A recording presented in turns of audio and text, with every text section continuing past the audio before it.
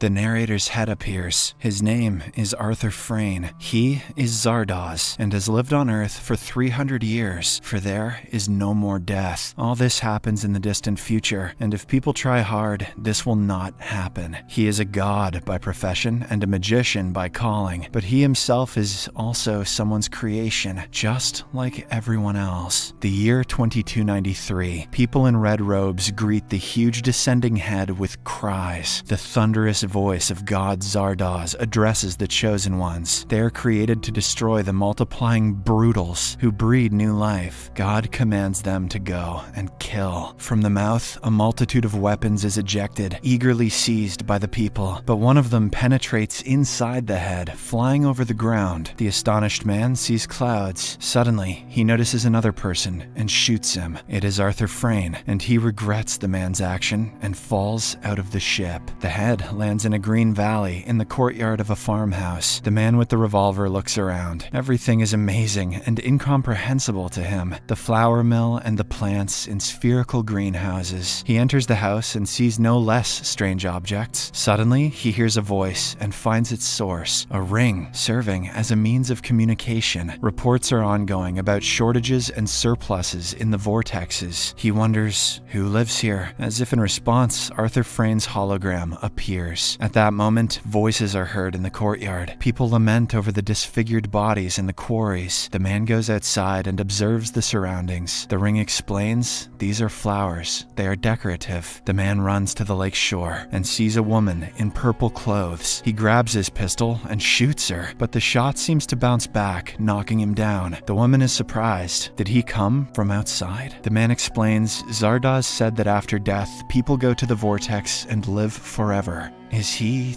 dead? The woman asks to show why he ended up here. A picture appears where the man rides a horse and shoots people trying to hide. He is called Zed in honor of Zardoz. He is an exterminator. The woman's voice laments. His memory is filled with heroic feats. Zed has killed 25 brutals, and his memory shows him forcing a woman in the name of God Zardoz. And Zardoz also made people grow wheat. May speaks in favor of control over the externals, but Consuela has always been against rough coercion. Nevertheless, this is the first real contact with the externals since the control was entrusted to the mysteriously disappeared Arthur. An investigation must be conducted. May asks the ring to reproduce the last minutes of Arthur Frayne's memory, but the artificial intelligence can only show the minutes of the fall, as Arthur is dead and the body reconstruction has already begun. Consuela asks to kill Zed, but May disagrees. They need to find out how he penetrated the vortex.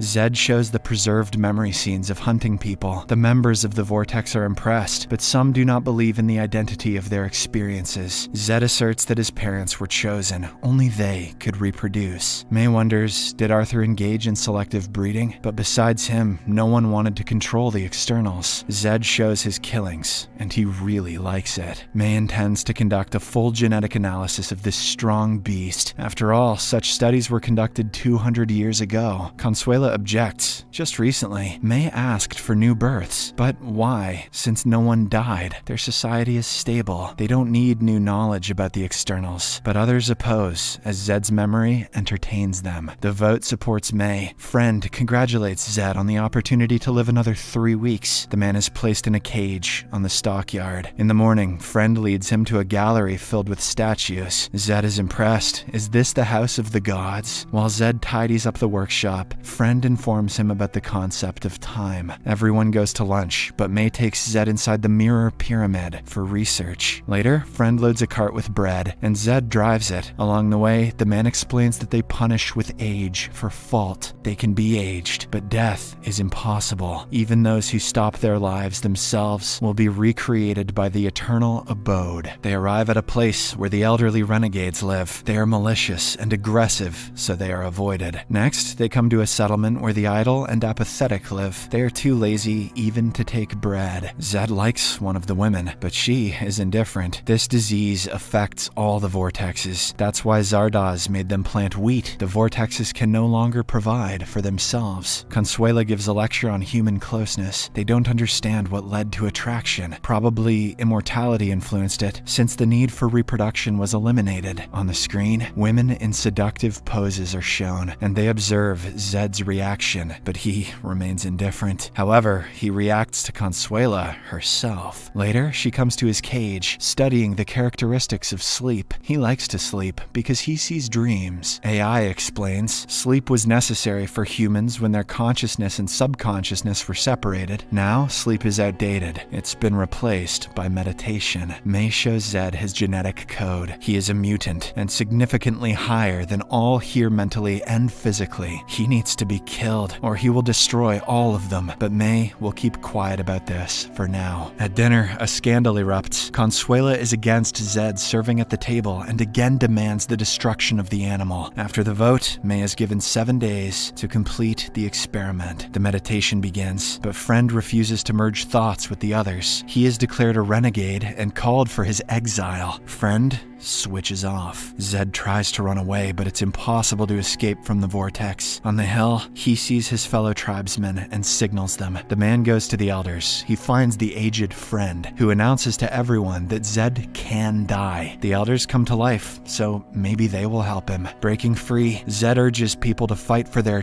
death. If they so crave it, they must show the abode. After all, if someone made it, they can also break it. Zed is shown the inventor who conceived immortality. He points to May. Zed runs to her. She asks to open the memory. Zardoz gave weapons. They were chosen to kill the brutals. The purpose of people is to hunt and kill. Once he saw a face in the window, the person seemed to be playing with him and he couldn't kill him. They showed him books and Zed learned to read. He discovered that the world was different. And then he found a book. He can't remember the name, only his rage. Zed vehemently tries to refuse to kill Arthur, but the memory shows everything. Zardoz ordered to stop the killings, take people prisoner, and force them to sow wheat. Once a year, he came to collect the harvest. Zed and his mutant friends wanted to know the truth. He finally shows the book, The Wizard of Oz. Zardoz, a tale of an old man, scaring people with a loud voice and a mask. It was Arthur Frayn's idea to control the externals. Zed reminds, how did the tale end? People looked under the mask. He looked there too, and penetrated the head. May embraces the man, but then Consuela appears. May will answer for this betrayal. Zed shows his ability to resist the woman's gaze, but from overstrain loses his sight, and now he is uncontrollable. One of the women heals him. She knows he is the liberator and tells him that the world was dying. They isolated themselves from others' suffering to preserve culture and education, and he brought hate and anger into the vortex. At that moment, the people of the vortex burst into the abode. Zed breaks free and runs to the sluice, but the defense is insurmountable. Zed hides among the apathetics, while the people of the vortex burn houses. One of the women tastes a drop of red sweat and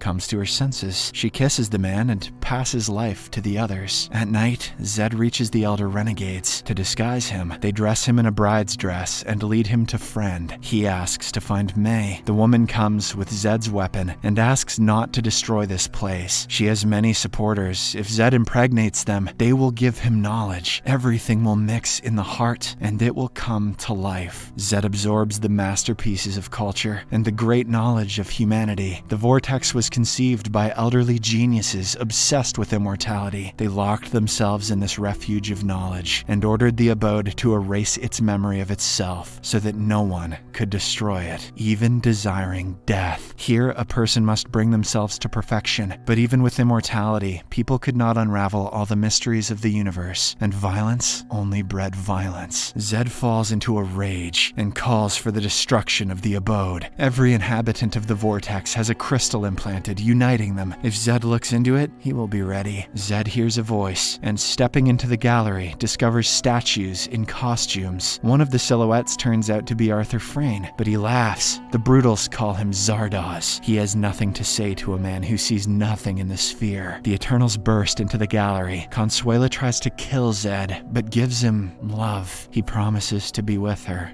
if he survives. He again examines the sphere and questions the crystal about the whereabouts of the abode. Zed names the laws of science, trying to make the crystal explain the purpose of its existence, but only gets one question. Is he ready to kill God? Red laughs. What vanity. The crystal is the sum of all people and their knowledge. Zed will either destroy them or become one of them. There's nowhere to run. Zed's mind is inside the crystal and must go to its center. Is this the abode. The faces of the inhabitants of the vortex appear before Zed, and he opens fire. The crystal reports that he found a weak spot and destroyed them, and Zed shoots at himself. People smash statues in the gallery and find an unconscious Zed, but he comes to his senses from Consuela's kiss, and everything is restored. Zed rushes to the scientist. He confesses that they violated the natural order, the vortex, a violation of nature, and the old man dies. A stone falls from the sky. Zed gives the crystal to May and sends them east. There, they can pass through the wall. There's no way back for him. The elders start dying. The appearing Arthur Frayne explains that this was his plan for liberation. He himself acted as the mysterious literacy teacher. People are mortal again and must say goodbye to the world. Zed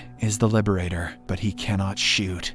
Others can, though. The externals that appear open fire, and the inhabitants of the vortex themselves ask to be deprived of life. They say goodbye to each other and fall on the grass, but Zed and Consuela manage to hide in a cave. The vortex is destroyed, and the external people call in vain for Zed, who together with Consuela becomes the progenitor of a new humanity, and with her passes into dust. The film is, one might say, unique. Although the dialogue is poor, the middle is stretched out, and the structure is jagged and sometimes unclear. But the film raises so many questions. Here are questions of faith, the justification of immortality, and the necessity of love for the life of humanity. Everyone will find something close to them here, something to ponder.